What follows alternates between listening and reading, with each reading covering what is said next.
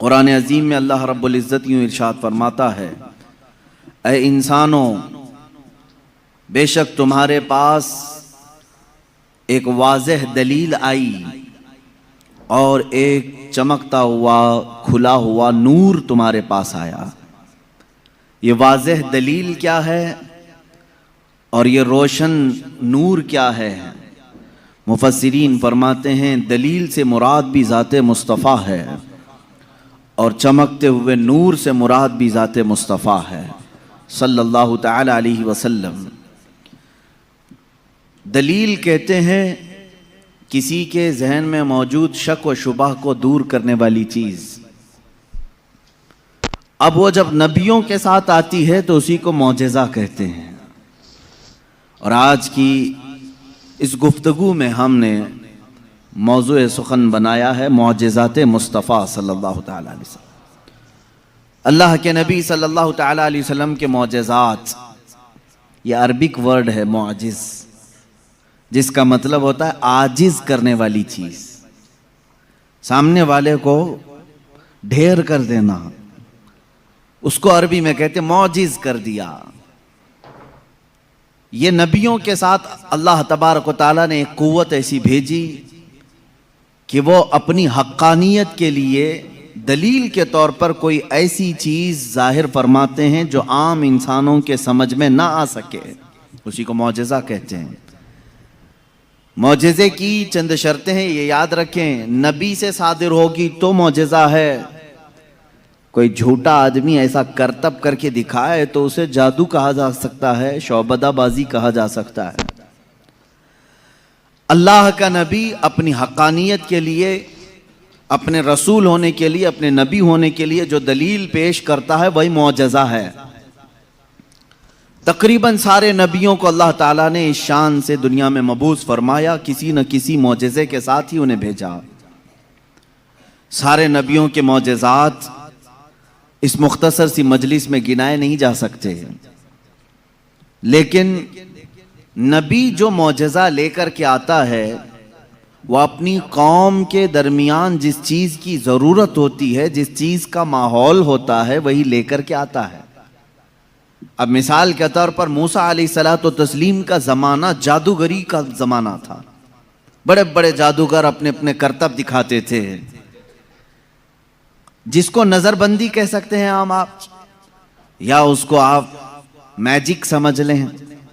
آج بھی میجیشین ہے، وہ صرف نظروں کا دھوکہ ہوتا ہے، میجیشین کو خود معلوم ہوتا ہے کہ میں کوئی چیز بدل نہیں سکتا۔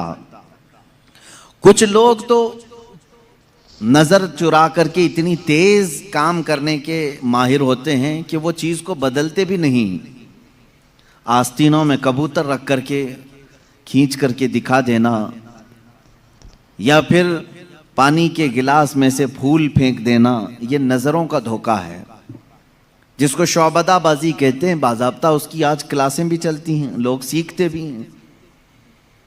زمانہ موسیٰ علیہ الصلوۃ والتسلیم میں جو کرتب دکھائے جا رہے تھے وہ تو جادو کا کمال تھا۔ یہ وہ زمانہ تھا جب لوگ جادو کرتے تھے اور بہت ساری چیزوں کو بدل کر کے دکھا دیتے تھے۔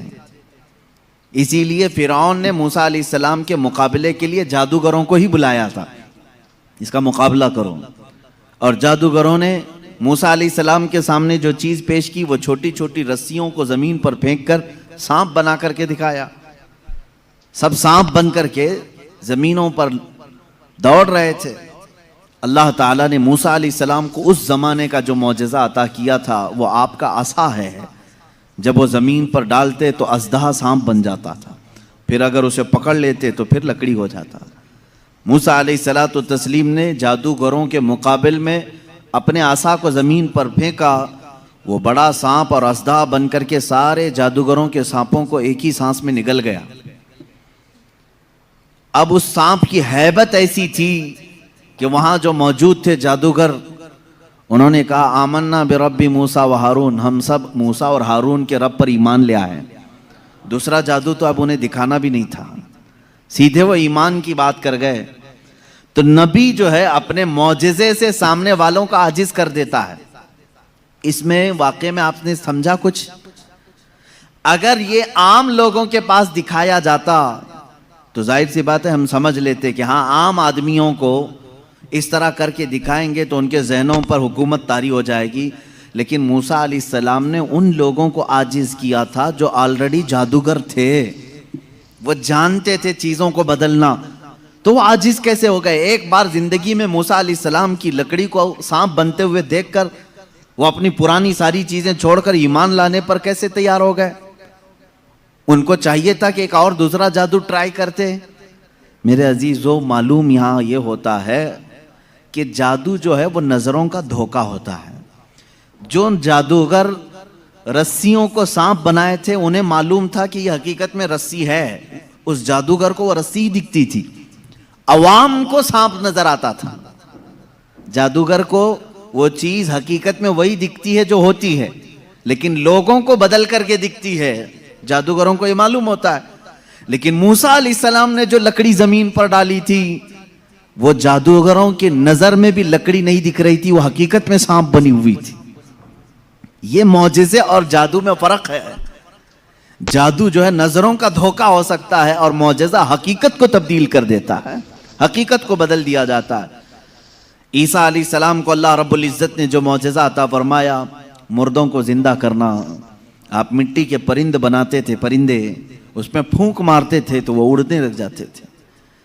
مادرزاد اندھے, پیدائشی جو اندھے یا کوڑ کی بیماری یا سفید داغ والے ہوں, ان کے جسم پر آپ ہاتھ رکھ دیتے وہ شفا یاب ہو جاتے ہیں, وہ صحیح ہو جاتے تھے. اور یہ بات ادھر ادھر کی کتابوں سے نہیں, اللہ کی کتاب سے ہے. اللہ رب العزت نے قرآن پاک میں خود ارشاد فرمایا, عیسیٰ علیہ السلام کا قول ہے, وَأُبْرِئُ الْأَكْمَحَ وَالْأَبْرَصَ وَأُحْيِي الْمَوْتَى بِإِذْنِ اللَّهِ, میں اندھوں کو صحیح کر دیتا ہوں, کوڑیوں کو صحیح کر دیتا ہوں, اور مردوں کو زندہ کر دیتا ہوں اللہ کے حکم سے. عیسیٰ علیہ السلام, اگر عیسیٰ علیہ السلام سے یہ سارے کام صادر ہوں تو یہاں کوئی شرک کا فتویٰ نہیں لگا تھا کہ غیر اللہ سے ایسے کام نہیں ہو سکتے. نبی بھی تو غیر اللہ ہیں. یہی بات اگر ہم سلطان بغداد کے بارے میں کہیں تو یہ کہتے ہیں یہ کہانیاں ہیں ان کی. میرے عزیزو, کیا رسول پاک صلی اللہ علیہ وسلم نے نہیں فرمایا میری امت کے اولیاء بنی اسرائیل کے انبیاء کی طرح ہیں؟ بنی اسرائیل کے انبیاء جس طرح سے معجزات دکھاتے تھے, امت مصطفیٰ کے اولیاء اپنی کرامات دکھاتے ہیں. کرامت حق ہے. عیسیٰ علیہ الصلوۃ والتسلیم کا یہ معجزہ تھا. دیگر انبیاء اکرام علیہ السلام کو بہت سارے معجزے دیے, جیسے حضرت داؤد علیہ السلام, ان کے ہاتھ میں لوہا آتا تو نرم ہو جاتا تھا. وہ لوہے کو اپنے ہاتھ سے جیسی شکل چاہتے تھے بنا دیتے تھے. لوہے کا لباس بناتے, لوہے کی ٹوپیاں بناتے, لوہے کی چیزیں بناتے. لیکن لوہے کو انہیں آگ میں تپانے کی ضرورت نہیں پیش آتی. وہ اپنے ہاتھ میں جیسے ہم آٹے کو بنا سکتے ہیں اس طرح سے وہ لوہے کو بنا سکتے تھے. یہ اللہ کے نبی داؤد علیہ السلام کا معجزہ تھا. حضرت سلیمان علیہ السلام کا معجزہ یہ کہ آپ کو سارے پرندوں کی بولیاں سکھائی گئی تھی, جنات کی اور سارے تقریباً مخلوقات کی بولیاں آپ کو سکھا دی گئی تھی. اور دوسری چیز آپ کو معجزے میں یہ دیا گیا کہ سلیمان علیہ السلام جس طرف چاہتے ہوا اس طرف چلتی. فَسَخَّرْنَا لَهُ الرِّيحَ, اللہ فرما رہا ہے ہم نے ہوا کو ان کے لیے تابع بنا دیا تھا, ان کے مسخر کر دیا تھا. پھر اتنا ہی نہیں, آج سے تقریباً 4000 سال پہلے سلیمان علیہ السلام نے اپنے تخت کو ہوا میں اڑایا ہے. یہ ایروپلین کا زمانہ نہیں تھا, وہ ٹیکنالوجی کا دور نہیں تھا, لیکن سلیمان علیہ السلام کے حکم سے تخت ہوا میں اڑتا اور جس طرف آپ چاہتے اسی طرف آپ کو وہ سفر بھی کراتا. یہ آپ کا معجزہ تھا. جنات پر آپ کو حکومت دی گئی تھی. حضرت داؤد علیہ السلام, حضرت سلیمان علیہ السلام, حضرت موسیٰ علیہ السلام, حضرت عیسیٰ علیہ السلام, ان کے یہ مختصر معجزات میں نے آپ کے سامنے رکھی. تقریباً انبیاء اکرام علیہ السلام کو معجزے دیے گئے. حضرت صالح علیہ السلام کو ایک معجزہ اونٹنی کی شکل میں دیا گیا تھا, اس لیے کہ اس زمانے کے لوگ جس چیز کے قائل نہیں تھے اسی چیز کو معجزہ بنا کر کے بھیجا گیا ہے.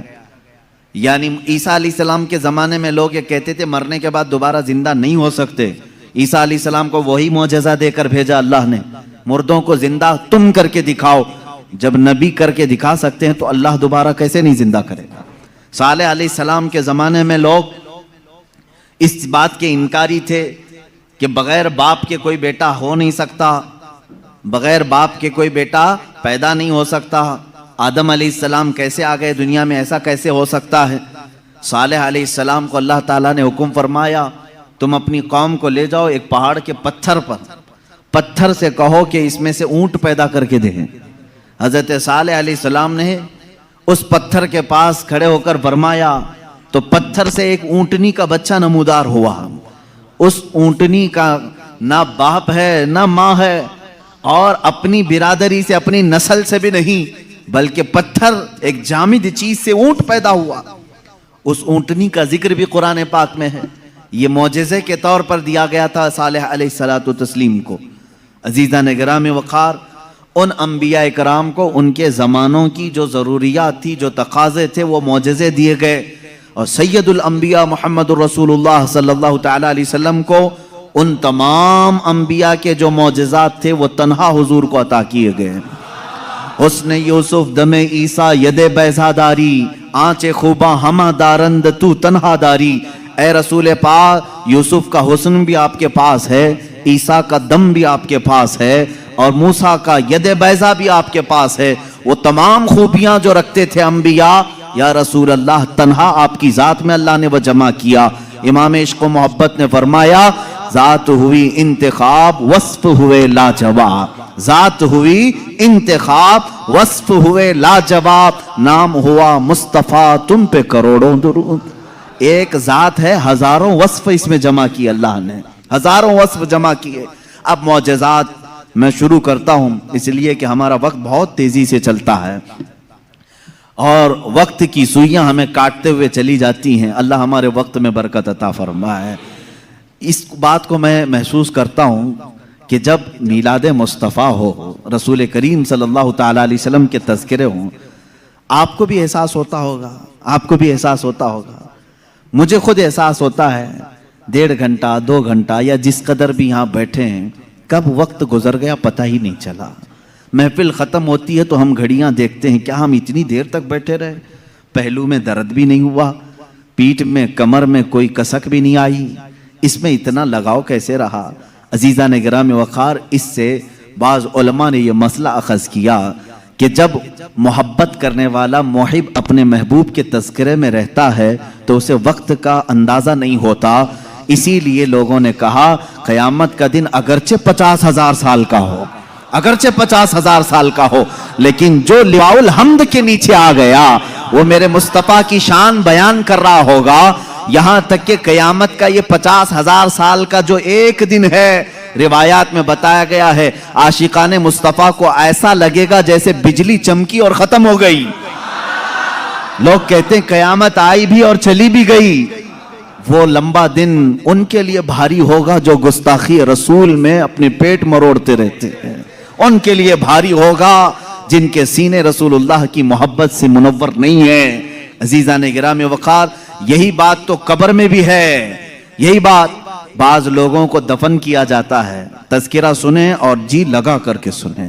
میرے آقا کی محفل میں بیٹھیں تو سستی اور کاہلی نہیں، بلکہ اس کے آداب ہیں، آپ وضو سے بیٹھیں، ہمتن گوش ہو کر بیٹھیں۔ ہلکی سی بھی سستی آئے تو اپنے آپ کو کوسیں کہ نہیں، میں مصطفیٰ کریم کی میلاد میں بیٹھا ہوں، میرے آقا کے تذکرے میں بیٹھا ہوں۔ بعض لوگوں کو دفن کیا جاتا ہے، قبر کی زندگی معلوم ہے کتنی سخت ہوتی ہے؟ کہا گیا وہاں کا 1 منٹ 1 سال کے برابر ہو سکتا ہے۔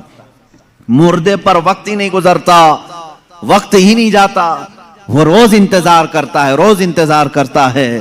لیکن بعض میتیں وہ ہیں جن پر وقت بہت تیزی سے گزر جاتا ہے، یہاں تک کہ قیامت کا سور پھونکا جاتا ہے، قبریں کھولی جاتی ہیں، لوگوں کو اٹھایا جاتا ہے، تو بعض مردے یہ کہہ کر کے اٹھتے ہیں بار الہ اتنی جلدی قیامت آ گئی، کل ہی تو میرے گھر والوں نے دفن کیا تھا، آج میں میدان محشر میں جمع ہو گیا، جبکہ وہ 500 سال سو چکے ہوں گے، 1000 سال سو چکے ہوں گے۔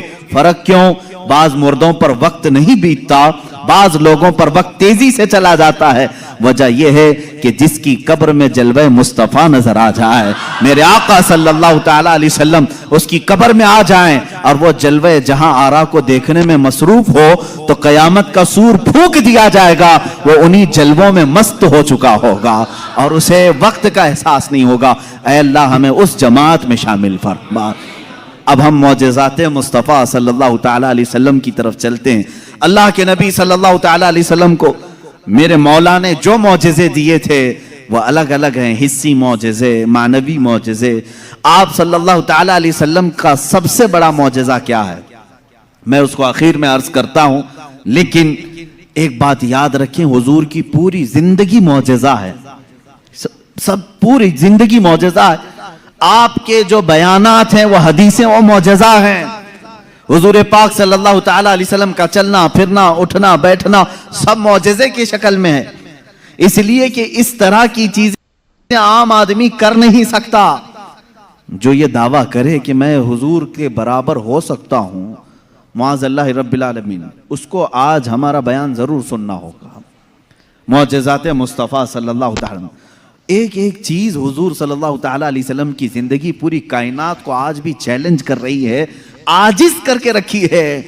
تو کون سی کھیتی سے نکل کر برابری کا دعویٰ کرتا ہے؟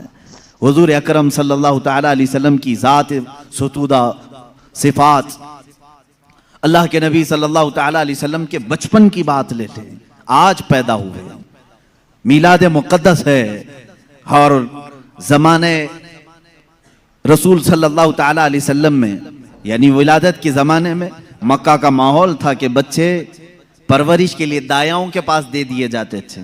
وجہ یہ تھی کہ بچہ شہر کی گہما گہمی سے دور رہے، اس کی زبان محفوظ رہے۔ دیہات والوں کی زبانیں وہاں اچھی ہوتی تھیں، عربی، اور شہر میں ہوتا یہ تھا کہ ہر جگہ کے لوگ مکہ میں آتے تھے، مکس نہ ہو جائے، تو مکہ والے خاص طور پر اپنے بچوں کی زبان کی حفاظت کے لیے شروع کے چند دن کسی دایا کے پاس رکھتے تھے۔ رسول کریم صلی اللہ تعالیٰ علیہ وسلم جب پیدا ہوئے، یہ وہی زمانہ ہے جب بنو سعد قبیلے کی دایا عورتیں ہیں۔ ایک قبیلہ ہے جس قبیلے کی ساری خواتین بچوں کو پالتی تھیں اور 2 سال کے بعد لے جاتی تو بھاری معاوضہ ملتا تھا، اجرت ملتی تھی، وہ پیسوں پر دودھ پلاتی تھیں۔ اسی اعتبار سے بنو سعد قبیلے کی خواتین مکہ میں آئیں۔ انہی خواتین میں ایک حلیمہ سعدیہ بھی ہیں، وہ کہتی ہیں جب مکہ پہنچے میری اونٹنی لنگڑی تھی جس کی وجہ سے میں تاخیر سے پہنچی۔ ساری عورتیں مکہ میں جو نومولود بچے تھے سب کے پاس گئیں اور ان سے بھاؤ تاؤ کیا، معاوضہ طے کیا اور بچے لے لیں۔ حضرت حلیمہ سعدیہ کہتی ہیں میں تاخیر سے پہنچی، تقریباً بچے جا چکے تھے، ایک بچہ باقی تھا، وہ آمنہ کا در یتیم تھا۔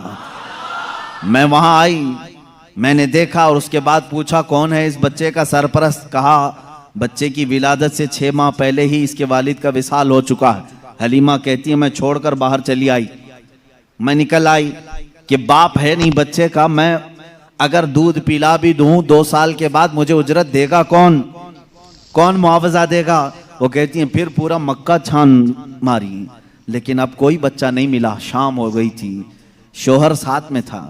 حلیمہ سعدیہ سے شوہر نے کہا اے حلیمہ خالی ہاتھ جانے سے بہتر ہے کہ وہ یتیم کو ساتھ لے جائیں، یتیم در یتیم ہے، ساتھ لے جائیں۔ حلیمہ سعدیہ کہتی ہے میں دوبارہ واپس آمنہ کے گھر آئی۔ آمنہ رضی اللہ تعالیٰ عنہ کہتی ہیں اے حلیمہ صبح تم بچے کو دیکھ کر گئی تھی پھر واپس آئی؟ کہا ہاں ہم خالی ہاتھ جانے سے بہتر سمجھتی ہیں کہ اس در یتیم کو لے جائیں۔ حضرت آمنہ نے کہا لے جانا چاہے تو لے جاؤ، لیکن تمہاری امیدوں کے مطابق ہم معاوضہ نہیں دے سکیں گے، تمہاری امیدوں کے مطابق ہم اجرت نہیں دے سکیں گے۔ آمنہ نے کہا، حلیمہ سعدیہ نے کہا ٹھیک ہے اب خالی ہاتھ نہ جانے کا ہم نے عہد کیا ہے، بچے کو لے لیتے ہیں۔ حلیمہ سعدیہ اس وقت تک بچے کو اپنے گود اٹھائی نہیں تھی، صرف دیکھ کر کے گئی تھی۔ گود میں جب لیا، حلیمہ سعدیہ کہتی ہیں میرے پیشانی سے لے کر تلووں تک ٹھنڈک پہنچ گئی تھی۔ پہلی مرتبہ گود میں لیا، اس کے بعد اس کے شوہر حلیمہ سعدیہ کے ساتھ وہ باہر آئیں، کہتی ہیں کہ میری ساری ساتھیاں، میری سہیلیاں جو بنو سعد قبیلے کی خواتین تھیں وہ جا چکی تھیں اور سارے سفر پر تھیں، میری اونٹنی لنگڑی اور پھر تاخیر بھی الگ، میں بچے کو لے کر کے اسی لنگڑی اونٹنی پر بیٹھی۔ اللہ اکبر، یہ پہلا معجزہ میرے آقا کا ہے۔ اونٹنی جو لنگڑی تھی بالکل صحت یاب ہوئی اور اتنی تیز دوڑنے لگی، اتنی تیز۔ حلیمہ سعدیہ کہتی ہیں بنو سعد قبیلے میں سب سے پہلے میں حاضر ہوئی، میرا بچہ جس کو میں لے کر آئی تھی عبداللہ کا در یتیم، سب سے پہلے بنو سعد میں حاضر ہوئی۔ اور کافی دیر کے بعد دوسری سہیلیاں ہماری بچوں کو لے آئیں، انہوں نے آتے ہی ہم سے پوچھا حلیمہ تیری اونٹنی تو لنگڑی تھی، تیری اونٹنی کمزور و لاغر تھی، تو پیچھے رہ گئی تھی، اتنی تیز کیسے آ گئی؟ حلیمہ سعدیہ کہتی ہیں ہاں اونٹنی میری لنگڑی تھی لیکن سوار بہت ہی اعلیٰ تھا۔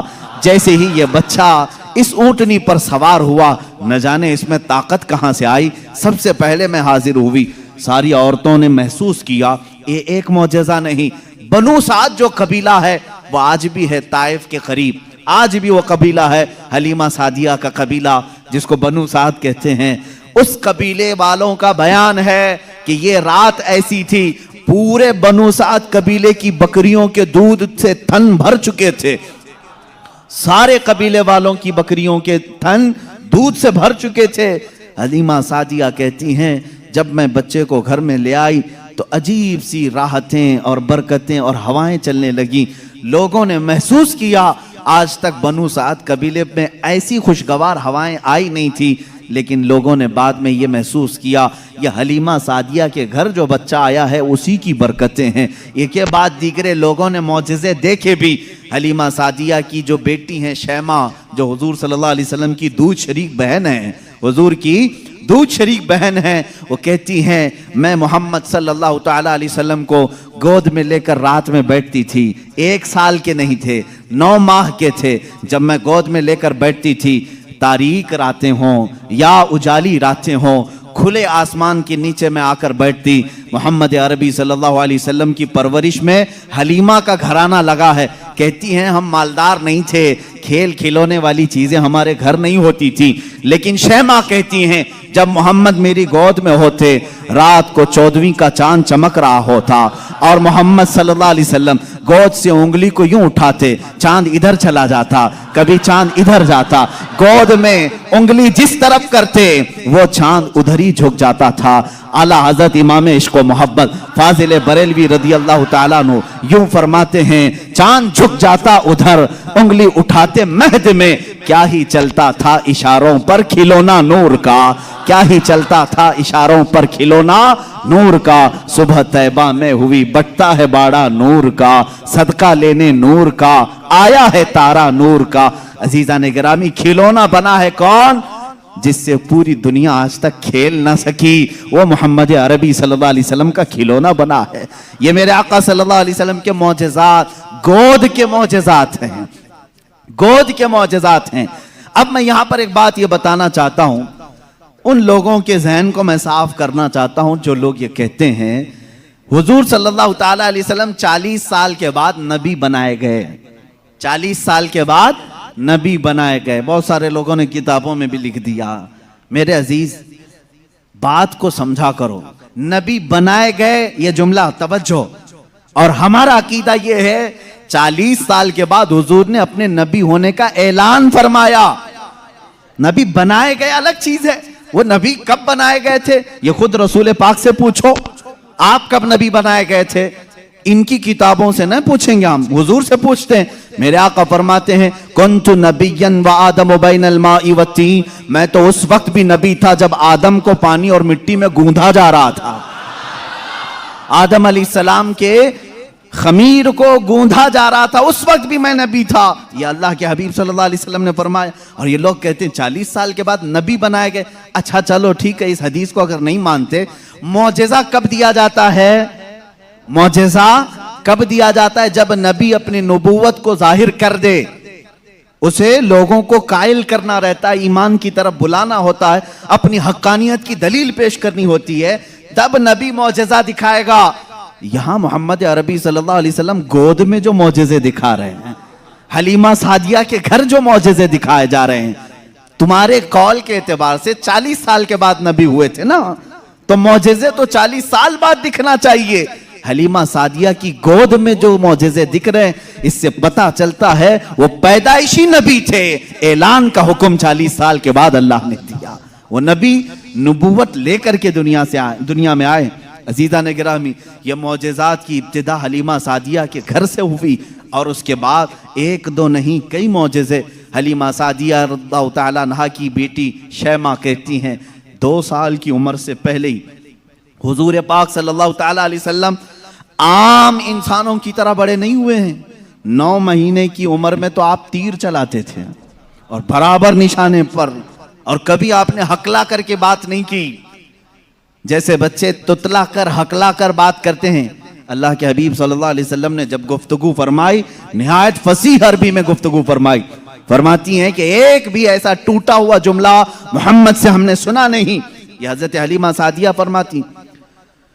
عزیزان گرامی، شیمہ کہتی ہیں 1.5 سال کی عمر میں میرے ساتھ محمد صلی اللہ علیہ وسلم بکریاں چرانے کے لیے آ جاتے تھے، بکریاں چرانے کے لیے آتے تھے۔ وہ کہتی ہیں جب بکریاں چرانے کے لیے محمد صلی اللہ علیہ وسلم جاتے تھے جنگل میں یا صحرا میں جہاں پر بھی معاملہ، وہ کہتی ہیں میں ایک آدھ بکری کو لے کر جاتی لیکن محمد صلی اللہ علیہ وسلم کے ساتھ ساری بکریاں ہوتی۔ فرق یہ تھا کہ میں دھوپ میں چرا رہی ہوتی لیکن ہمیشہ محمد صلی اللہ علیہ وسلم پر بادل کا ایک ٹکڑا سایہ بنا رہتا تھا، ہمیشہ چھاؤں رہتی تھی، کبھی دھوپ براہ راست ان کے رخساروں کو نہیں مارتی، ان کے رخساروں پر نہیں پڑتی۔ یہ حضرت شیمہ کہتی ہیں، حلیمہ سعدیہ کی بیٹی کہتی ہے ایک دن ایسا ہوا محمد عربی صلی اللہ تعالیٰ علیہ وسلم 1.5 سال یا 2 سال کی عمر کے آس پاس ہیں، اچانک 2 لوگ آئے اور ان کو کوئی پہچانتا نہیں تھا۔ محمد عربی صلی اللہ تعالیٰ علیہ وسلم کو انہوں نے ایک درخت کے نیچے لٹایا اور ان کا سینہ چاک کر دیا حضور پاک صلی اللہ علیہ وسلم کا۔ وہ گھبرائی ہوئی بھاگتی ہوئی اپنی ماں کے پاس آئی، 2 سال کی عمر تھی جب میرے آقا صلی اللہ علیہ وسلم کی۔ حلیمہ سعدیہ کی بیٹی یا بیٹا جو حضور کے دودھ شریک تھے وہ دوڑتے ہوئے ماں کے پاس آئے اور کہا عجیب ایک بات ہم نے دیکھی محمد صلی اللہ علیہ وسلم کے ساتھ کہ کوئی انہونی 2 شخصیات آئیں، انہوں نے گرایا ہے اور سینہ چاک کر دیا ہے، اللہ نہ کرے کہ محمد کے ساتھ کچھ برا نہ ہو جائے۔ وہ گھبرائے ہوئے تھے۔ حضرت حلیمہ کہتی ہے میں دوڑتی ہوئی اس مقام پر پہنچی، جا کر کے دیکھا درخت کے سائے میں وہ آرام کر رہے تھے، کوئی لوگ نہیں تھے، کوئی شخصیات نہیں تھی۔ حلیمہ سعدیہ نے دیکھا واقعی سینے کے اوپر کچھ نشانات نظر آ رہے تھے، اٹھایا اور پوچھا کہ کیا بات ہے؟ محمد عربی صلی اللہ علیہ وسلم نے فرمایا اللہ کے 2 فرشتے آئے تھے، انہوں نے میرا سینہ کھولا اور دل نکالا، جنت سے لائے ہوئے تشت میں جو ایمان و حکمت سے بھرا ہوا تھا میرے دل کو اس میں رکھا اور اس کے بعد پھر میرے سینے پر رکھا اور پھر بند کر دیا اور وہ چلے گئے، اس لیے کہ بچپن میں آنے والی عام انسانوں کی خصلتیں اس نور خدا محبوب خدا کے دل میں کبھی نہ آئیں، انہوں نے سارے وسوسوں کو میرے پاک کر دیا۔ یہ 2 سال کی عمر میں شق صدر کا معجزہ اس کو کہتے ہیں۔ کیا کہتے ہیں؟ شق صدر، سینہ پھٹ جانے والا یہ جو معجزہ ہے حضور پاک صلی اللہ علیہ وسلم کی زندگی پاک میں 4 مرتبہ اس طرح سے ہوا، سینہ شق ہوا، فرشتوں نے آپ کا دل مبارک نکالا، جنتی پانی سے اور جنت کی نور و حکمت سے بھر دیا۔ میرے عزیزو پھر میں سوال کرتا ہوں، تم تو کہتے ہو 40 سال بعد نبی ہوئے، پھر یہ معجزہ 2 سال کی عمر میں کیسے پیش آیا؟ معجزہ نبوت کے بعد ملنا چاہیے، نبی ہونے والا اپنی نبوت کی دلیل کے لیے لوگوں کے سامنے معجزہ پیش کرتا ہے۔ یہ تو میں نے بچپن کے وہ حالات بتائے، میرے آقا صلی اللہ تعالیٰ علیہ وسلم کے ان حالات کو دیکھ کر حلیمہ سعدیہ گھبرا گئیں اور پھر واپس وہ مکہ لے کر کے آئیں۔ اللہ کے حبیب صلی اللہ تعالیٰ علیہ وسلم حضرت آمینہ کے گھر رہے۔ یہاں کے جو آپ کی زندگی پاک کے ایام ہیں وہ پھر اگلے کسی موضوع پر میں عرض کروں گا۔ آج معجزات مصطفیٰ ہمارا موضوع سخن ہے۔ اللہ کے نبی صلی اللہ تعالیٰ علیہ وسلم کے کمالات اور معجزات بیان سے باہر ہیں، بیان سے باہر ہیں۔ کس چیز میں آپ نے معجزہ نہیں دکھایا؟ درختوں میں ہو، پتھروں میں ہو، جانوروں میں ہو، پرندوں میں ہو، مردوں میں ہو، آسمان کے تاروں، چاند، سورج میں ہو، کس چیز میں معجزے میرے آقا کے نہیں ہیں؟ ہر چیز میں۔ اور رزق میں وسعت اور برکت کے اتنے معجزے ہیں کہ پوری کتاب اس پر لکھی گئی۔ رزق میں برکت اور وسعت. اللہ کے نبی صلی اللہ تعالیٰ علیہ وسلم نے جس چیز کو تناول فرمایا اور کسی کو دے دیا وہ ختم ہی نہیں ہوتی. یہ معجزہ ایک بار نہیں کئی بار پیش آیا, کئی بار پیش آیا. حضرت عمر فاروق رضی اللہ تعالیٰ عنہ فرماتے ہیں ایک بار 440 لوگ آئے, 440 لوگ حضور صلی اللہ تعالیٰ علیہ وسلم کے پاس آ کر کے انہوں نے کہا ہماری مہمان نوازی کریں. رسول کریم صلی اللہ تعالیٰ علیہ وسلم نے فرمایا عمر ان کو کھلاؤ. حضرت عمر نے کہا آقا میرے پاس ایک ہی آدمی کا کھانا ہے, ایک آدمی, یہ 440 ہیں. رسول کریم صلی اللہ تعالیٰ علیہ وسلم نے ایک کھجور انہیں دی اور فرمایا جاؤ جتنا کھانا ہے اسی میں سے کھلاؤ. حضرت عمر کہتے ہیں میں لے گیا, 440 لوگ کھاتے رہے, میرا کھانا ختم ہی نہیں ہوا. وہ کھا کر چلے بھی گئے, میرا گھر پورا کھا لیا, پھر بھی کھانا باقی رہا. یہ رزق میں برکت اور وسعت کے ایک نہیں بے شمار معجزے ہیں میرے آقا کے. صلح حدیبیہ کے موقع پر مکہ مکرمہ جا رہے تھے عمرہ کی نیت سے. حضور اکرم صلی اللہ تعالیٰ علیہ وسلم مکہ والوں نے بیچ راستے میں روک لیا تھا, اور اس کے بعد ایک وقت ایسا آیا کہ لوگوں کے پاس پانی ختم ہو گیا, پانی نہیں تھا, اور ایک کنواں قریب میں تھا وہ بھی سوکھ چکا تھا. وہ کنواں آج بھی مکہ میں موجود ہے, ہم نے اس کی زیارت کی ہے. آپ ان سعودیوں نے 4 سال پہلے شاید ایک کمپنی کو ٹھیکے میں دے دیا اور اس کمپنی کے انڈر اب وہ کنواں ہے, ابھی اسے ختم نہیں کیا گیا. تقریباً 14 صدیاں پرانا کنواں آج بھی موجود ہے. وہ سوکھا ہوا بالکل سوکھ چکا تھا. حضور پاک صلی اللہ تعالیٰ علیہ وسلم نے کلی فرمائی اور کہا اس کنویں میں ڈال دو. صحابہ کہتے ہیں ہم نے اس کنویں میں پانی ڈال دیا, تھوڑا سا کلی کا پانی تھا, کنواں لبالب بھر گیا. پانی سے اتنا بھرا کہ جتنے لوگ تھے سبوں نے اس کنویں سے پانی پیا بھی, وضو بھی کیا, جسے غسل کی حاجت تھی غسل کیا, اپنے جانوروں کو بھی پلایا. ایک صحابی سے پوچھا گیا آپ لوگ کتنے تھے اس وقت؟ وہ کہتے ہیں ہم 1400 لوگ تھے, لیکن میرا یقین ہے کہ اگر 1 لاکھ ہوتے تو بھی پانی کم نہ پڑتا. اور اس کے بعد وہ کنواں کبھی سوکھا نہیں, آج بھی پانی اس میں موجود ہے. اور ایک کنواں بیر شفا جس کو کہتے ہیں, اس کے متعلق میں نے یہ سنا ہے کہ وہ نہایت ہی کھاری پانی, کڑوا پانی, جانور بھی نہیں پیتے تھے. اللہ کے نبی صلی اللہ تعالیٰ علیہ وسلم بدر سے واپسی کے موقع پر اس میں اپنا لعاب پاک ڈالا, وہ پانی آج بھی میٹھا ہے, آج بھی میٹھا ہے. ان سعودیوں نے اس میں سیمنٹ بھر دیا, ڈامر ڈال دیا, تارکول ڈالا, کیمیکل ڈالا. ان کے اعتبار سے یہ شرک ہے. یہ سب سنی لوگ آتے ہیں تبرک سمجھ کر کے اس پانی کو نکالتے ہیں, اس کی کوئی اصل نہیں, اس کی کوئی سند نہیں, اس کا کوئی ثبوت نہیں. اور اس غصے میں انہوں نے کنویں میں ہر چیز ڈالی, لیکن پانی بھی بڑا ضدی ہے, ہر چیز کو نکل کر کے پھر باہر آتا ہے. ساری چیزیں ختم ہوتی ہیں. ابھی 6 مہینے پہلے کے سفر میں بھی پانی پی کر کے آئے, انہوں نے وہاں پہرے دار لگائے. آج بھی پتہ نہیں بغض کس بات کا ہے, بغض کس چیز کا ہے. تمہیں سینما تھیٹروں سے تکلیف نہیں ہوئی, بیر شفا سے اتنی تکلیف. تمہیں بیچ کھولنے میں شرم و حیا نہیں آئی. مصطفیٰ کریم صلی اللہ تعالیٰ علیہ وسلم کے عشاق اور محبت کرنے والے اگر تاریخ کی کسی چیز کو دل و جان سے یقین کے ساتھ عمل کرتے ہیں اور انہیں شفا بھی ملتی ہے, تو ان کے پیٹ میں درد کیوں ہوتا ہے؟ حیرت کی بات ہے. عزیزان گرامی وقار, ایک بات, ایک فارمولہ تو مجھے سمجھ میں آتا ہے, ہر آدمی اپنے بڑوں کی روش پر چلتا ہے, ہر آدمی اپنے آقاؤں کو ضرور خوش کرتا ہے. الحمدللہ ہم ان تبرکات پر مر مٹتے ہیں, جان دیتے ہیں, اس لیے کہ ہمارے آقاؤں کا تبرک ہے, اور یہ ہر اس چیز کو مٹانے کی کوشش کرتے ہیں اس لیے کہ یہ بھی اپنے آقاؤں کی نسل میں سے ہیں. یہودی ہمیشہ چاہتے تھے کہ نام مصطفیٰ مٹا دیا جائے, ہمیشہ چاہتے تھے.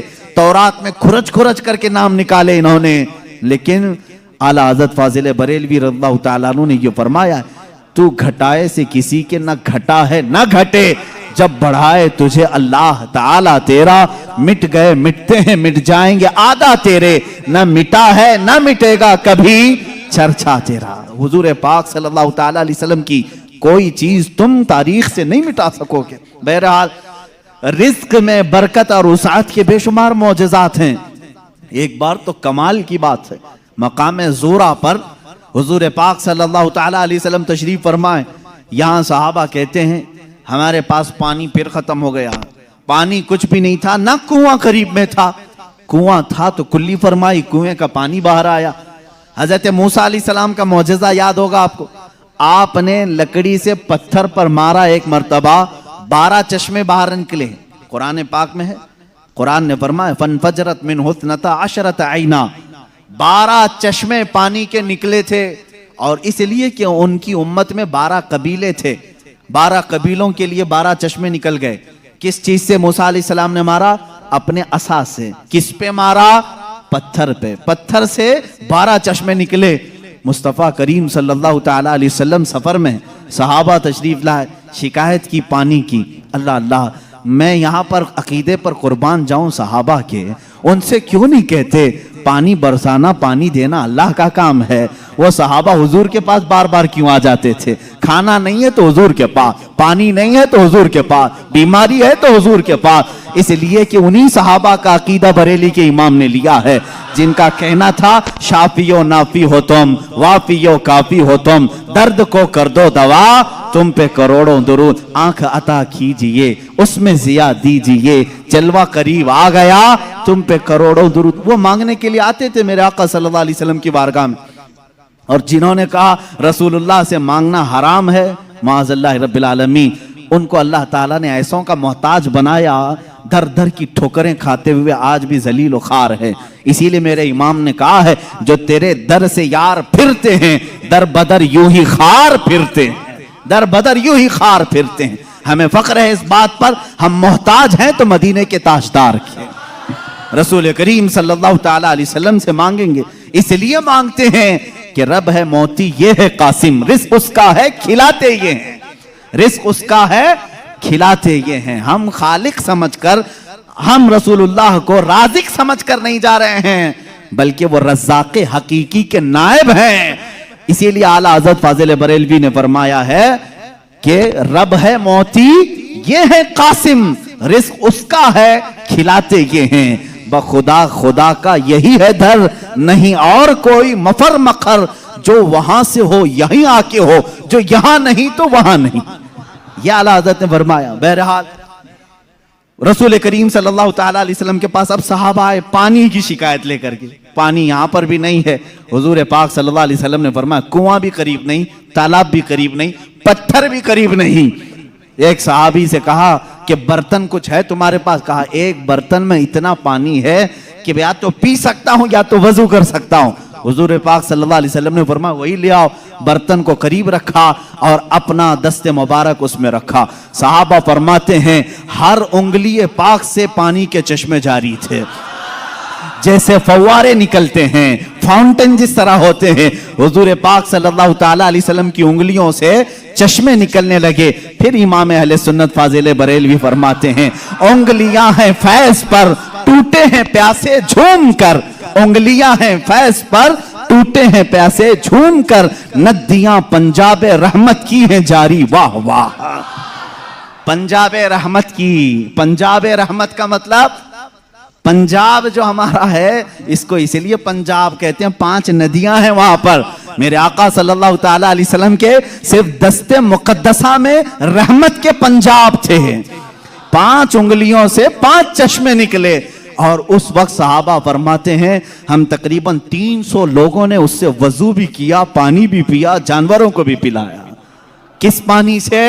उंगलियों से निकले हुए पानी। अब मैं पूछता हूं मेरे अजीजों, ये है मौजज़ा जिसको खर्क़े आदत कहते हैं, जो अकल में ना आए, अकल में ना आए। हाँ एक बात तो समझ में आती, मूसा अलैहिस्सलाम ने लकड़ी मारी थी पत्थर पर और पत्थर से 12 चश्मे निकले, मौजज़ा वो भी था। लेकिन हमने दुनिया में बहुत सारे फॉल्स देखे हैं जो पत्थरों से ही निकलते हैं। नहीं देखे आपने? पहाड़ों से पानी का निकलना आम सी बात है, लेकिन नूरे मुस्तफ़ा मोहम्मद अरबी सल्लल्लाहु अलैहि वसल्लम का मौजज़ा तो ये है, दुनिया ने आज तक न सुना होगा न देखा होगा। पत्थरों से निकलने वाला पानी तो देखा है, उंगलियों से निकलने वाला पानी सिर्फ ताजदार मदीना के यहाँ है।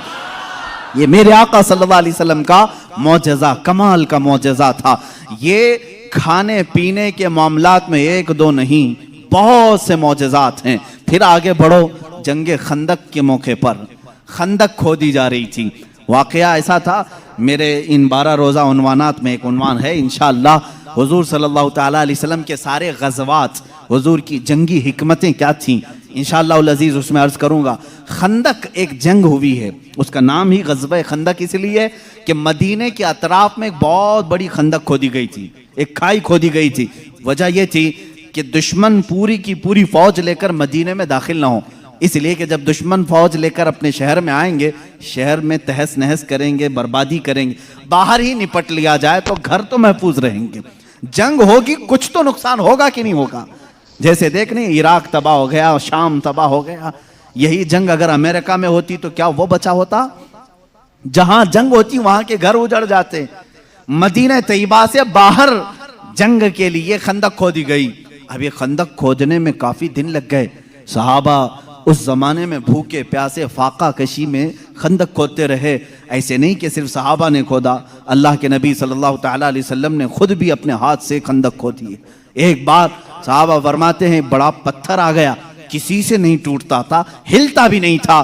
اس وقت رسول کریم صلی اللہ علیہ وسلم کو انہوں نے خبر دی، اللہ کے حبیب صلی اللہ تعالیٰ علیہ وسلم تشریف لائے۔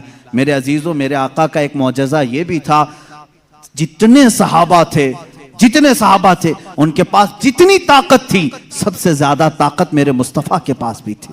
حضور پاک صلی اللہ تعالیٰ علیہ وسلم نے اپنے زمانے کے نامور پہلوان ابو دجانہ یا کچھ اور نام ہے میں بھول رہا ہوں، حضور صلی اللہ تعالیٰ علیہ وسلم نے اس کے ساتھ کشتی لڑی جس کو پورے عرب نے کبھی نہیں پچھاڑا تھا۔ 3 مرتبہ حضور پاک نے اس کو پیٹ لگا دیا تھا۔ حضور اکرم صلی اللہ تعالیٰ علیہ وسلم اپنے ہاتھ میں کدال لے کر کے اس پتھر کو نکالنے آئے، ایک اس پر ماری ضرب، چنگاری اچھلی اور روشنی آئی۔ اللہ کے حبیب صلی اللہ علیہ وسلم نے فرمایا الحمدللہ۔ دوسری ماری، پھر کہا الحمدللہ۔ تیسری مرتبہ وہ پتھر ٹوٹ کر ٹکڑے ہو گیا، نکل گیا۔ صحابہ نے پوچھا کہ حضور آپ نے پتھر پر جب بھی کدال ماری چنگاری نکلی، آپ نے زبان سے کچھ کہا؟ ہاں، جب پہلی مرتبہ میں نے کدال ماری میں نے دیکھا ایران فتح ہو چکا ہے۔ کدال یہاں مدینے میں ماری جا رہی ہے اور خبر ایران کے فتح ہونے کی دی جا رہی۔ دوسری کدال ماری، حضور پاک صلی اللہ تعالیٰ علیہ وسلم نے فرمایا یمن فتح ہو چکا ہے۔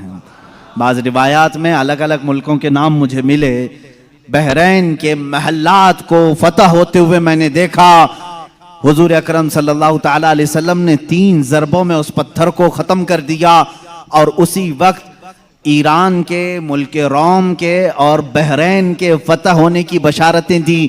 یہاں تک ایک حدیث میں ہے قسطنطنیہ، استنبول کے فتح ہونے کی خبر دی، جو حضور پاک صلی اللہ تعالیٰ علیہ وسلم کے وصال کے 800 سال کے بعد فتح ہوا، اور الحمدللہ اسلام کے زیر نگیں آیا۔ جہاں جہاں کی خبریں حضور نے دی تھی سب ملک فتح ہوئے، آج بھی وہ دائرہ اسلام میں ہیں، آج بھی مسلمانوں کے زیر نگیں ہیں۔ اب یہاں پر جو معجزہ ہوا، ایک تو پتھر کا ٹوٹنا اور غیبی خبریں دینا، دوسری بات حضرت جابر رضی اللہ تعالیٰ عنہ ایک عزیز صحابی تھے، وہ آتے ہیں اپنی بیوی سے کہتے ہیں میں دیکھ رہا ہوں اللہ کے نبی صلی اللہ علیہ وسلم پیٹ پر پتھر باندھے ہوئے ہیں۔ کیوں باندھا جاتا تھا اس وقت؟ اس لیے کہ پیٹ اگر ڈھیلا رہے، بھوک کی شدت سے بار بار خواہش کھانے کی ہوتی رہے، اس کو ٹائٹ کر لیا جائے تو بار بار بھوک نہ لگے۔ یہ اس وقت معمول رہا ہوگا۔ اللہ کے نبی صلی اللہ علیہ وسلم نے بھی اپنے پیٹ پر پتھر باندھے۔ حضرت جابر کہتے ہیں مجھ سے دیکھا نہیں جا رہا ہے، اس حالت میں میرے آقا کام بھی کر رہے ہیں۔ جابر رضی اللہ تعالیٰ عنہ کا گھر وہاں سے قریب تھا خندق کے۔ ان کی بیوی سے انہوں نے کہا کچھ کھانے کو ہو تو بنا دو۔ انہوں نے کہا گھر میں تھوڑا سا آٹا ہے، جو کا آٹا ہے، اس کی چند روٹیاں بنیں گی، 4 یا 5 روٹیاں بنیں گی، اور ایک بکری کا بچہ ہے 6 مہینے کا ہوگا، بس اتنا ہے۔ کتنے لوگ کھا سکتے ہیں آپ ہی دیکھیں۔ کہا اتنا ہی ذبح کر، میں رسول پاک صلی اللہ علیہ وسلم کو، حضرت ابو بکر کو، حضرت عمر کو، اور میں رہوں گا، میرے گھر والے رہیں گے، کھلا دیں گے۔ وہ آئے، کان میں آ کر کے حضور سے کہا یا رسول اللہ صلی اللہ تعالیٰ علیہ وسلم گھر میں ایک چھوٹا سا بکری کا بچہ ہے, ہم نے ذبح کیا ہے, تھوڑا سا آٹا ہے, آپ ابو بکر عمر گھر پر تشریف لائیں. اللہ کے نبی صلی اللہ علیہ وسلم نے دعوت قبول کر لی. کہا جابر جاؤ تم کھانا بناؤ, لیکن جب تک میں نہ آؤں ہانڈی چولہے سے نہ اتارو اور روٹیوں کے ٹکڑے نہ کرو. حضور پاک صلی اللہ علیہ وسلم کی یہ بات سن کر کے وہ جانے لگے تھے. ابھی حضور نے پلٹ کر جتنے صحابہ تھے کہا اے میرے صحابہ, جابر کے گھر میں سب کی دعوت ہے, چلو. جابر کے گھر میں دعوت, 1500 صحابہ تھے, 1500 صحابہ. حضرت جابر گھبرا گئے, دوڑتے ہوئے آئے, اپنی بیوی سے کہا اے خاتون بڑا غضب ہو گیا, میں نے 3 کو دعوت دی تھی, حضور نے 1500 کو بلایا ہے. ان کی شریک حیات ایک صحابیہ تھی, توکل کے اعلیٰ درجے پر تھی. پوچھتی ہیں اے جابر آپ نے بلایا ہے یا رسول اللہ نے بلایا ہے؟ حضرت جابر کہتے ہیں میں نے کسی کو نہیں بلایا, رسول اللہ نے بلایا ہے. کہتے ہیں پھر فکر چھوڑو, جنہوں نے بلایا وہی کھلائیں گے, جنہوں نے بلایا وہی کھلائیں گے. ہم کو اس بات کی کیا فکر ہے, ہمیں تو کھانا بنانا ہے, وہ آئیں گے, جس کو انہوں نے دعوت دی وہ کھلائیں گے. ہم نے 3 کو دعوت دی, ہم 3 کو کھلائیں گے. رسول نے جتنوں کو دعوت دی وہ ان کو کھلائیں گے. یہ خاتون کا عقیدہ دیکھیں, صحابیہ ہیں. حضرت جابر رضی اللہ تعالیٰ عنہ فرماتے ہیں گھر میرے آقا تشریف لائے, گھر میں بیٹھنے کی جگہ بھی 10 لوگوں کی تھی, 10 لوگ بیٹھ سکتے تھے. اللہ کے حبیب صلی اللہ تعالیٰ علیہ وسلم تشریف لائے اور اس ہانڈی کو جو چولہے پر رکھی ہوئی تھی کہا اس کو اتارنا نہیں, اس میں اپنا لعاب پاک ڈالا اور اس کے بعد فرمایا نکال کر دیتے جاؤ. حضرت جابر کہتے ہیں 10 لوگوں کا کھانا نکالتا تھا, روٹیاں دسترخوان پر بچھائی جاتی تھی. شام ہو گئی, 1500 صحابہ کھا لیے, ابھی میری ہانڈی میں آدھا کھانا باقی ہی رہا. یہ معجزہ ہے میرے آقا صلی اللہ علیہ وسلم کا. رزق میں وسعت اور برکت صرف لعاب پاک سے. جو برابری کا دعویٰ کرتے ہیں وہ بھی اپنے گھر کی ہانڈیوں میں تھوک کے دکھائیں, تمہارے گھر والے نہ کھائیں. مصطفیٰ کریم صلی اللہ علیہ وسلم جس پہ لعاب لگا دیں, 1500 جلیل القدر صحابہ کھائیں گے بھی اور ہانڈی میں بچا بھی رہ جائے گا. عزیزان گرامی, برابری کا دعویٰ نہ کرو ورنہ تھوکو گے تو مر جاؤ گے تمہارے گھر میں. کبھی زہر نہ ہو جائے تمہارے تھوک میں, تھوکو گے تو بچے مر بھی جائیں گے. بہرحال یہ معجزہ ایک ہی نہیں پیش آیا, 3 معجزے یہاں پر آئے. 3 معجزے حضرت جابر کے گھر میں تنہا. حضور پاک صلی اللہ تعالیٰ علیہ وسلم دعوت کے لیے آئے بھی. اس کے بعد دوسری بات یہ بھی ہوئی, ان کے گھر میں ایک حادثہ ہو گیا تھا. ان کے گھر میں حادثہ یہ ہوا, بکری کو ذبح کیا تھا باپ نے, حضرت جابر نے, ان کے 2 بچے تھے. دونوں بچوں نے دیکھا اور بڑے بچے نے چھوٹے بچے کو بلایا, آ میں تجھے دکھاتا ہوں ابا بکری کو ذبح کیسے کر رہے تھے. چھری لیا اور چھوٹے بیٹے کو ذبح کر دیا, گلا کاٹ دیا. اور جیسی خون نکلنے لگا ماں نے دیکھا, گھبرائی, بچے کو پکڑنے کے لیے کہ چاقو اس کے ہاتھ میں تھی, وہ دوڑتا ہوا چھت پر چڑھا اور پاؤں پھسلا, چھت سے گرا. نیچے گرتے ہی سر پر چوٹ آئی, وہیں فوت ہو گئے. ایک ساتھ 2 بچوں کا انتقال. کس وقت؟ جس وقت حضور کی دعوت گھر میں ہو رہی. حضرت جابر کو معلوم نہیں تھا, وہ کھانا بنانے کا حکم دے کر چلے گئے تھے, یہاں دونوں بچے فوت ہو چکے تھے. لیکن اس وفا شعار خاتون کے جذبے کو ہزاروں سلام. دونوں بچوں کی لاشوں کو اٹھائی, گھر کے ایک کونے میں لے کے آئی اور ان پر چادر ڈال دیا. کہا آج میں نہ روؤں گی نہ چیخوں گی, اس لیے کہ میرے گھر رسول خدا تشریف لا رہے ہیں. میں اپنے غم کو اس دعوت پر بھاری ہونے نہیں دوں گی. میرے عزیز, کسی ماں کا کلیجہ اگر برداشت کر سکتا ہے اپنے بیٹے کی موت کا غم, تو مجھے بتاؤ دنیا کی کوئی ایسی عورت. یہ وہ عورتیں تھیں جن کے متعلق قرآن نے کہا رضی اللہ عنہم ورضوا عنہ, اللہ ان سے راضی ہو گیا اور یہ اللہ سے راضی ہیں. یہ خاتون چادر اڑا کر کے دونوں بچوں کی لاش پر رکھی ہوئی ہیں. میرے آقا صلی اللہ علیہ وسلم جس وقت گھر میں آئے, کھانے کے لیے دسترخوان پر جب بیٹھے, آپ نے لقمے اٹھائے. اس کے بعد حضرت جابر سے کہا جابر تمہارے بچے نہیں دکھتے, کہاں ہیں؟ وہ بیمار تھے. بیوی سے آ کر کے کہا خاتون کہاں ہیں بچے؟ خاتون نے کہا وہ سو رہے ہیں, وہ سو رہے ہیں, آپ جائیں. حضور پاک صلی اللہ علیہ وسلم کے ساتھ بیٹھے ہیں. وہ آئے, کہا حضور وہ آرام کر رہے ہیں, سو رہے ہیں. حضور پاک صلی اللہ علیہ وسلم نے فرمایا جاؤ ان کو ڈھونڈ لاؤ. دوبارہ آئے, خاتون سے کہا کہ بچے کہاں ہیں؟ کہا آپ کو معلوم تھا وہ بیمار تھے. کہاں وہ بیمار تھے؟ کہا اب وہ بہت اچھی نیند میں سوئے ہوئے ہیں، نہیں اٹھیں گے۔ خاتون یہ کہہ رہی ہیں، اپنے شوہر کو تک ظاہر نہیں کیا۔ حضرت جابر دوبارہ تیسری بار میرے آقا صلی اللہ علیہ وسلم نے فرمایا، جابر مجھے اللہ کا حکم ہے کہ میں تیرے بیٹوں کے ساتھ کھاؤں۔ حضور پاک صلی اللہ علیہ وسلم دسترخوان سے اٹھ گئے، کھانا رکھا ہوا تھا، اندر خود چل کر کے آئے، خود پوچھا کہ کہاں سو رہے ہیں، مجھے بھی دکھا دو۔ حضرت جابر کی خاتون جو تھی، بیوی تھی، وہ اس کمرے میں لے گئیں، لاشوں پر سے چادر اٹھایا۔ حضرت جابر کہتے ہیں میں دیکھ کر کے دہل گیا، بچوں کی لاشیں ہیں۔ اللہ کے نبی صلی اللہ تعالیٰ علیہ وسلم قریب گئے، دونوں بچوں کے ہاتھوں کو پکڑا اور کہا بہت دیر سے ہم تمہارے انتظار میں، اٹھو دسترخوان بچھا ہے۔ دونوں بچے اپنے کپڑے جھاڑتے ہوئے کھڑے ہو گئے۔ موسیٰ عیسیٰ علیہ السلام کے مردوں کو زندہ کرنے کا معجزہ تم نے سنا ہوگا۔ نبی رحمت صلی اللہ تعالیٰ علیہ وسلم اپنے غلاموں کے گھر میں جو فوت شدہ شہزادے تھے انہیں زندہ بھی کیا اور اپنے دسترخوان پر بٹھایا بھی، اور یہ بچے صرف تھوڑی دیر کے لیے زندہ نہیں ہوئے تھے، پھر ایک لمبی زندگی انہوں نے گزاری میرے آقا کی صحبت میں، اور حدیثیں بھی روایت کی۔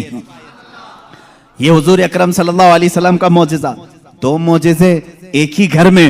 تیسرا معجزہ یہ ہے، یہ رحمت عالم صلی اللہ تعالیٰ علیہ وسلم جس گھر پر جائیں اس گھر کے رحم و کرم کی باتیں نہ پوچھو، وہاں برکت ہی برکت ہے۔ پورا کھانا کھا کر جب صحابہ چلے جا رہے تھے، ساری ہڈیوں کو جمع کیا، میرے آقا صلی اللہ علیہ وسلم نے فرمایا وہی بکری کا 6 ماہ کا بچہ تھا۔ اللہ کے نبی صلی اللہ علیہ وسلم نے کہا اے بکری کھڑی ہو جا۔ بکری اپنا کان جھاڑتے ہوئے کھڑی ہو گئی، حضرت جابر کو ان کی بکری واپس دی گئی۔ عزیزان گرامی، یہ مصطفیٰ کریم صلی اللہ تعالیٰ علیہ وسلم کے ناز ہیں اور ان کے انداز ہیں۔ جس گھر میں گئے ساروں کو کھلایا بھی، اور کھلانے والے کے بچوں کو بھی زندہ کیا، بکری کو بھی زندہ کیا۔ تمہارا مال تمہیں دے دیا گیا اور سب کو کھلا بھی دیا گیا۔ رزق میں وسعت و برکت کے ایک دو نہیں بے شمار معجزے ہیں اللہ کے نبی صلی اللہ تعالیٰ علیہ وسلم کے۔ میرے عزیزوں، ان کے علاوہ جو معجزات بڑے ہیں، جس کو شق القمر کا معجزہ کہا گیا ہے اور رد شمس کا معجزہ کہا گیا ہے۔ شق القمر چاند کے ٹکڑے کر دینا، رد شمس سورج کو پھیر دینا، یہ بڑے معجزات میں سے ہے جن کے تذکرے احادیث کی کتابوں میں ہے اور صحیح احادیث میں موجود ہے۔ مکہ مکرمہ میں بھی جادوگر تھے، لوگ جادو سمجھتے تھے۔ اس وقت اللہ کے نبی صلی اللہ تعالیٰ علیہ وسلم سے کئی لوگوں نے جن معجزات کا سوال کیا، حضور پاک نے وہ انہیں کر کے دکھایا۔ ایک عربی شخص، ایک دیہاتی آیا اور اس نے کہا اے محمد عربی صلی اللہ تعالیٰ علیہ وسلم، میں آپ کو اللہ کا رسول کیسے مان لوں؟ میری عقل ہے، آپ کسی استاد کے پاس نہیں گئے، میں نے کبھی آپ کے متعلق سنا نہیں کہ کوئی استاد آپ کو پڑھایا، پھر بھی آپ کے زبان سے جو الفاظ نکلتے ہیں وہ کمال کے ہیں۔ بہرحال میں آپ کو اللہ کا رسول کیسے تسلیم کروں؟ حضور پاک صلی اللہ تعالیٰ علیہ وسلم نے اس سے پوچھا کہ کیا میں تجھے یہ سامنے والے درخت سے کہلوا دوں کہ میں اللہ کا رسول ہوں، تو مان لے گا؟ اس نے کہا ہاں مان لوں گا، درخت بھلا بات بھی کر سکتا ہے۔ حضور پاک صلی اللہ علیہ وسلم نے فرمایا جا اس درخت سے کہہ دے اللہ کے رسول بلا رہے ہیں۔ حضور نے نہیں بلایا، اس دیہاتی سے کہا، یہ بات توجہ چاہتا ہوں، اس نکتے کو سمجھو، حضور حکم دیں درخت آ جانا چاہیے نا۔ حضور نے فرمایا اس دیہاتی سے جو دیکھنے آیا تھا، جا تو خود بول کہ اللہ کے رسول بلا رہے ہیں۔ وہ گیا دیہاتی، درخت کو مخاطب کر کے کہا اے درخت تجھے اللہ کے رسول بلا رہے ہیں۔ حدیث پاک میں وہ درخت اپنے جڑوں سمیت باہر آئے، کافی بڑا درخت ہے، اور جھومتے ہوئے جیسے پنڈلیوں پر انسان چلتا ہے بارگاہ مصطفیٰ میں آیا، اور ایسے جھکا جیسے انسان رکوع میں جھکتا ہے، اور اس کے بعد اس درخت سے آواز آنے لگی اشہد انک رسول اللہ، گواہی دیتا ہوں کہ آپ اللہ کے رسول ہیں۔ اللہ کے نبی صلی اللہ علیہ وسلم نے فرمایا درخت تو اپنے مقام پر واپس چلا جا۔ وہ درخت پھر وہیں چلا گیا جہاں تھا وہیں۔ آج بھی مکہ مکرمہ میں اس درخت کی جگہ پر ایک مسجد بنائی گئی ہے، یہ ترکیوں کی بدولت بنی تھی، وہابیوں کی بدولت نہیں۔ اس مسجد کو مسجد شجرہ کہتے ہیں، درخت والی مسجد۔ उस دیہاتی نے بعد میں کہا اے اللہ کے رسول جب درخت آپ کو اللہ کا رسول مانتے ہیں اور سجدہ کرتے ہیں ان سے زیادہ حق تو انسانوں کا ہے, میں سجدہ کروں آپ کو, میں اللہ کا رسول مانوں. اللہ کے نبی نے فرمایا اللہ نے اپنے علاوہ کسی اور کے لیے سجدہ حلال نہیں کیا, سجدہ صرف اللہ کا ہوگا. ہاں اس نے کلمہ طیبہ پڑھا اور ایمان لایا. میں یہاں بتانا چاہتا ہوں معجزہ وہ ہے رسول جو کہہ دے وہ ہو جائے, لیکن یہاں تو رسول نے درخت کو نہیں کہا, اس دیہاتی نے جا کر کہا, وہ بھی ابھی ایمان نہیں لایا تھا, ایمان لانے سے پہلے جا کر کہا اے درخت تجھے رسول بلا رہے ہیں. پتا چلا رسول کا غلام جو ہوتا ہے, رسول سے جس کی نسبت ہو جائے, جس کا کنیکشن مضبوط ہو جائے, وہ بھی اگر مخلوقات کو حکم دے دے تو اس کے حکم کی وہ پابندی کرتے نظر آتے ہیں, اس کے حکم کی پابندی کرتے نظر درخت سے پوچھتے اگر تم اے درخت کیا تو ایک دیہاتی کی بات مان کر اپنی زمین کی جڑوں سے نکل آیا, یہ دیہاتی بھلا ہے کون, تو اس کی بات کیسے مان لیا؟ تو درخت تمہیں اپنے عالم ارواح میں غالباً یہ جواب دے دے, وہ کہے گا نادان تو یہ نہ دیکھ کہ وہ دیہاتی مجھے بلانے آیا تھا, یہ دیکھ وہ کس کے حکم سے آیا تھا, جس کا حکم تھا اس کے حکم پر میں بجا لانے کے لیے اس عمل کو کیا. عزیزان گرامی وقار, یہ درختوں کے معجزے یہ ایسے نہیں ہیں کہ صرف ہم لوگوں نے لکھے ہیں. تاریخ کی اوراق آج اس بات کے شاہد ہیں کہ مکہ کے کفار و مشرکین بھی ان معجزات کو دیکھتے رہے. ان معجزات کو انہوں نے دیکھا, درخت کا نکل کر کے آنا, ہرن کا بات کرنا حضور سے, اونٹ کا بات کرنا, بھیڑیے کا گفتگو کرنا, یہ مکہ والوں نے سنا بھی ہے. فصیح عربی زبان میں ایک بھیڑیا گفتگو کر رہا تھا مکہ میں. ایک آدمی نے, مکے والے نے دیکھا بھیڑیا گفتگو کر رہا ہے عربی میں, اس کا شکار اس نے چھین لیا تھا. اس نے کہا اللہ نے جو مجھے رزق دیا تو نے چھین لیا. اس نے پلٹ کر کے کہا کیا جانور بھی عربی بولتے ہیں؟ اس بھیڑیے نے جواب کیا دیا سنی. اس بھیڑیے کا جواب وہ عاشق رسول ہوگا. اس نے کہا اے نادان, جانور کا بات کرنا اتنے تعجب کی بات نہیں, اس سے بڑے تعجب کی بات تو یہ ہے اللہ کا سب سے مقدس رسول مکہ میں ہے اور تو ایمان نہیں لاتا. اس سے بڑا تعجب یہ ہے. اسی سے سمجھ میں آتا ہے کہ جانور بھی یہ جانتے ہیں کہ اللہ کے رسول سب سے اعلیٰ و افضل ہیں, اشرف و اکمل ہے. عزیزان گرامی وقار, ایک بار ابو جہل نے پروپیگنڈا پھیلایا کہ آؤ دیکھتے ہیں محمد کی بہت صلی اللہ تعالی علیہ وسلم, بہت سارے لوگ قائل ہو گئے, یہ جو کچھ بھی دکھاتے ہیں زمینوں پر دکھاتے ہیں. خط لکھ کر کے یمن کے ایک بہت معزز شخص جن کو حبیب یمنی کہتے ہیں بلایا. ابو جہل کی اچھی دوستی تھی, تجارت کی ساتھی داری رہی ہوگی. حبیب یمنی کو کہا ہمارے ہاں ایک ایسا شخص نکلا ہے جو ایسے ایسے دعوے کر رہا ہے, آؤ. اس حبیب نے کہا میں تو اپنی آنکھوں سے آ کر کے دیکھوں گا, اگر وہ جادوگر ہے تو میں سمجھ جاؤں گا کہ وہ کیسے جادو کرتا ہے, مجھے بھی تھوڑا علم ہے. وہ شخص حبیب یمن سے نکل کر کے مکہ آیا. ابو جہل نے سارے لوگوں کو جمع کیا, محمد عربی صلی اللہ تعالی علیہ وسلم کے پاس آئے اور کہا اگر آپ اللہ کے رسول ہیں اور آپ جو کچھ دکھاتے یہ معجزہ ہے تو اب ہمیں زمینی معجزہ, زمینی کرتب کی ضرورت نہیں. اس لیے کہ مکہ والوں کا یہ عقیدہ تھا جادوگر جو بھی دکھا سکتا ہے وہ زمین پہ, آسمان پہ نہیں دکھائے گا.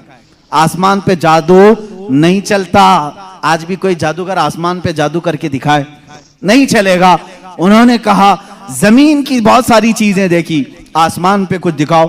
یہ 14ویں کا چاند اس رات چمک رہا تھا.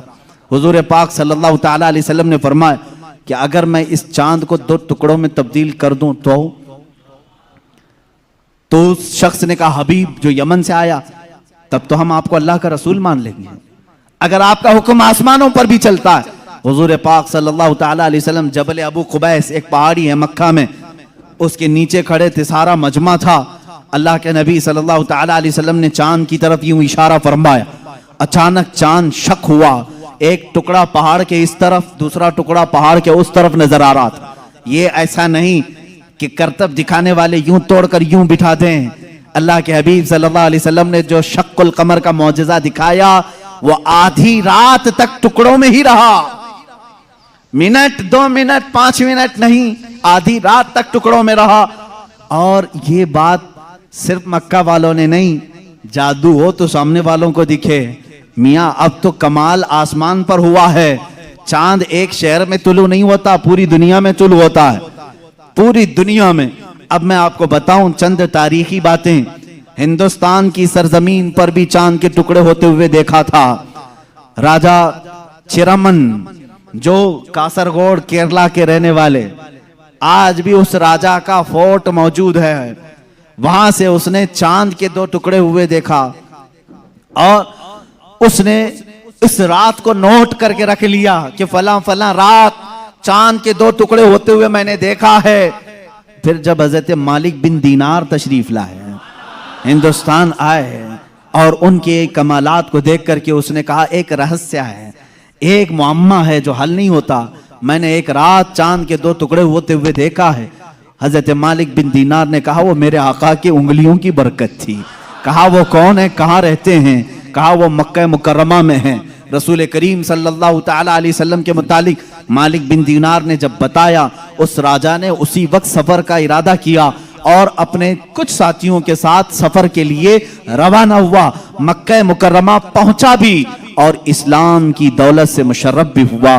جہاں تک یہ تاریخ ملتی ہے, واپسی میں درمیانی راستے میں اس کا انتقال ہوا اور مسقط سلالہ کے قریب غالباً جو عمان میں ایک شہر ہے, وہاں پر تدفین بھی عمل میں آئی. آج بھی مزار مبارک ہے. یہ تاریخ کی وہ سچائیاں میں آپ کو بتا رہا ہوں. صرف مکہ کے کافروں نے معجزہ شق القمر نہیں دیکھا, ہندوستان کو بھی فخر ہے اس بات پر کہ ہمارے درمیان سے بھی, اگرچہ وہ کفرستان میں رہنے والا راجا, لیکن بعد میں اسلام میں آ کر کے اس نے ہم سب کا کفارہ ادا کیا ہے. معجزہ شق القمر کو دیکھا بھی اور انکار نہیں کیا.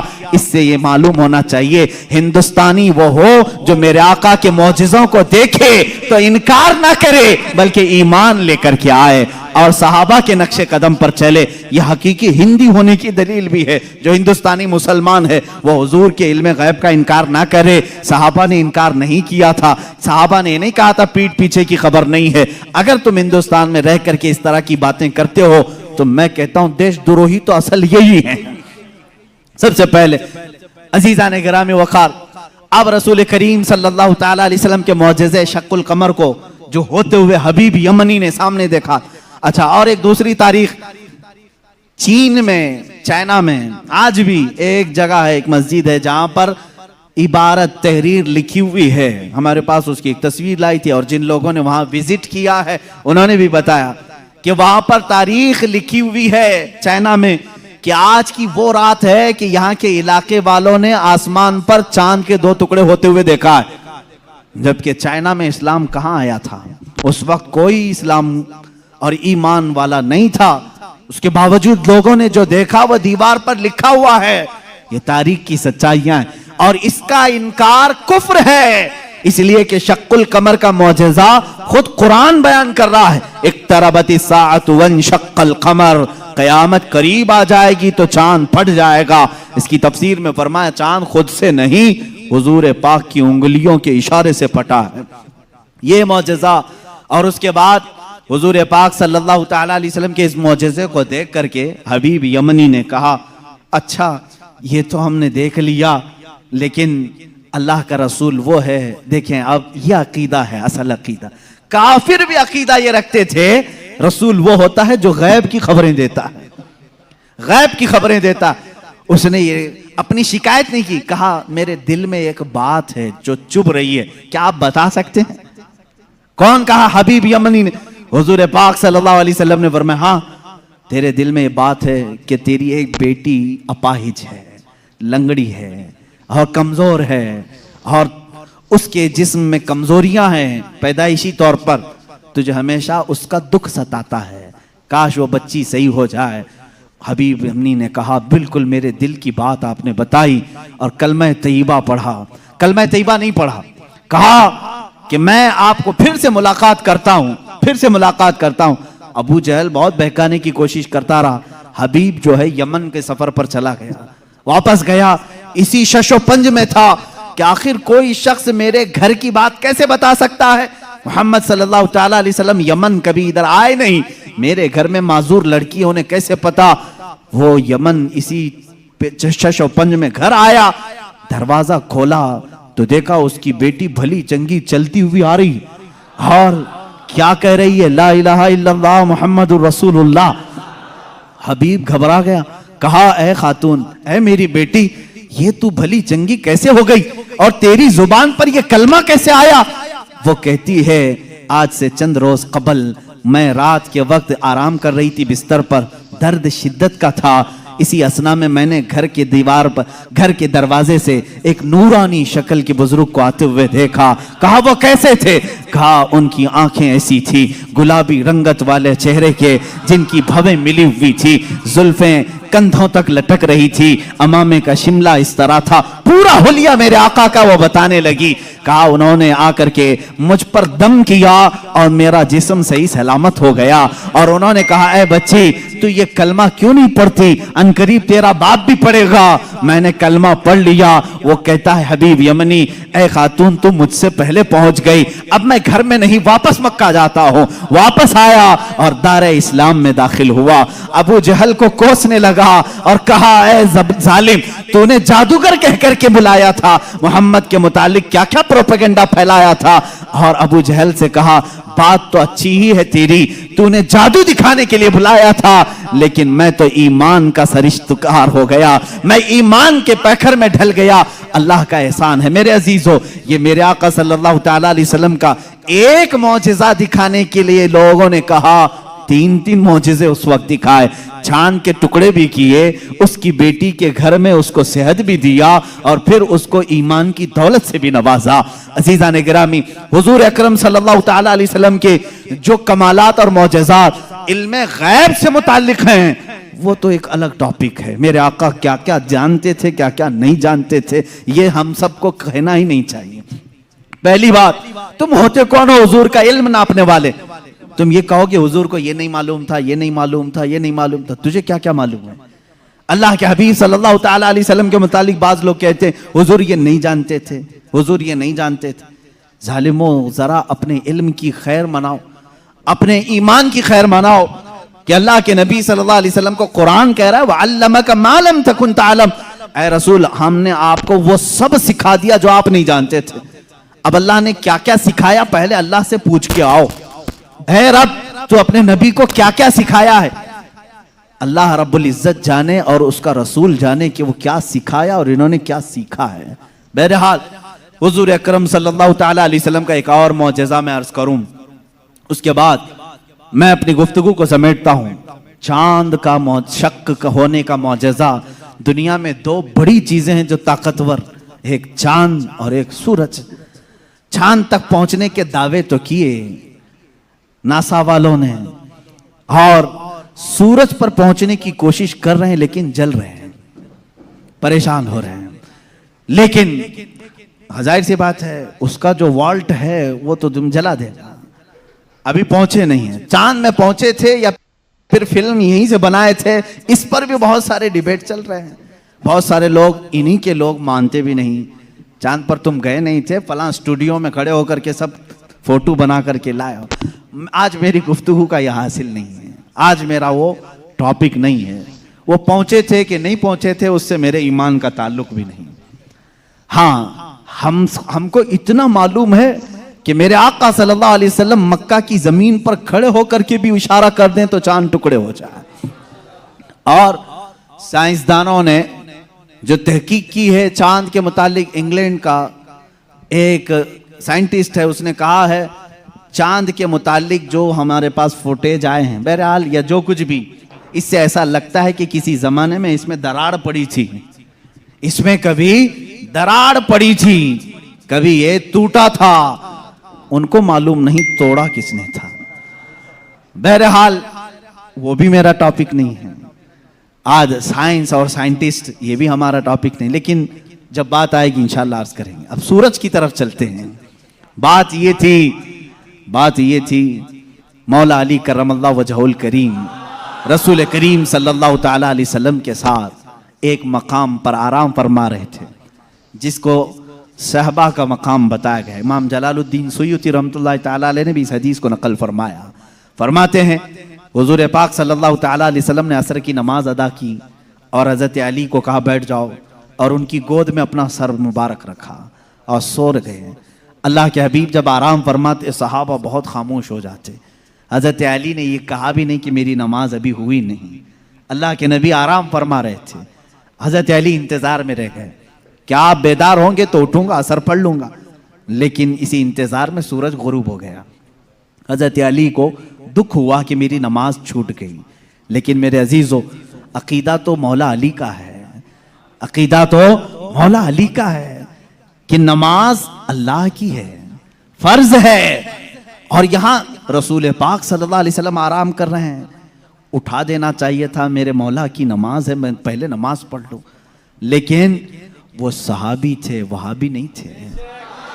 حضور پاک صلی اللہ تعالیٰ علیہ وسلم سے انہوں نے سنا تھا اگر نماز کے دوران بھی رسول تمہیں بلا لے، نماز چھوڑ کر تمہیں رسول کی بات پر آنا ہے۔ قرآن کہتا یا ایھا الذین آمنوا استجیبوا للہ وللرسول اذا دعاکم، صحابی نماز پڑھ رہے ہیں، حضور نے پکار لیا ان کو، آ جانا ہے، ان کو حکم ہے شریعت کا، وہ آ جائیں۔ حضور نے فرمایا جاؤ بازار میں سامان لے کر کے آؤ، فلاں کو دے دو، فلاں کو دے دو، سب کام کر لیا، واپس آئیں تو کیا کریں؟ فرمایا اگر 2 رکعت ہوئی تھی تو باقی کی 2 رکعت وہیں سے کنٹینیو کریں، وہ باطل نہیں ہوئی جو چھوڑ کر گیا تھا۔ کیوں؟ اس لیے کہ وہ جو چھوڑ کر گیا تھا کسی ایرے غیرے کے کام میں نہیں، اطاعت رسول میں گیا تھا۔ اس سے پتا چلتا ہے نماز اللہ رب العزت کا حکم بجا لانا ہے اور رسول کی اطاعت کے مطابق کرنا ہے۔ مولا علی اسی فارمولے پر عمل کر رہے تھے۔ ادھر اگر نماز قضا ہو گئی تو ادا کر لوں گا، حبیب کی نیند میں فرق آیا، کہیں گستاخی اور توہین ہو گئی تو ایمان میں فرق نہ آ جائے۔ مولا علی خاموش رہے۔ میرے آقا صلی اللہ علیہ وسلم بیدار ہوئے، اور اللہ کے نبی صلی اللہ علیہ وسلم کیا نہیں جان رہے تھے حضرت علی کی نماز چھوٹ رہی ہے؟ کیا حضرت علی کی کیفیت کو نہیں دیکھ رہے تھے؟ دیکھا، پوچھا علی غمگین ہو؟ کہا اثر نہیں پڑی۔ اللہ کے نبی صلی اللہ علیہ وسلم نے پوری کائنات کو یہ درس دیا ہے اس دن، صرف مولا علی کے لیے نہیں، پوری کائنات کے لیے، کہ جو محبت مصطفیٰ میں چیزیں فنا ہوتی ہیں اللہ تبارک و تعالی زندگی میں اسے سورج بھی پلٹا کر کے ادا کر دیتا ہے۔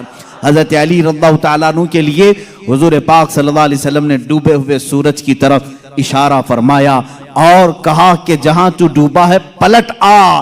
سورج پھر واپس طلوع ہوا۔ حضرت ام سلمہ رضی اللہ تعالیٰ عنہ حضور کی زوجہ ہیں، فرماتی ہیں ہم نے پہلی مرتبہ سورج کو پچھم سے پھر سے نکلتے ہوئے دیکھا، تھوڑی دیر کے لیے، ایسا نہیں کہ پورا نکلا، اثر کے مقام پر جو پیلا سورج ہوتا ہے وہیں تک آیا۔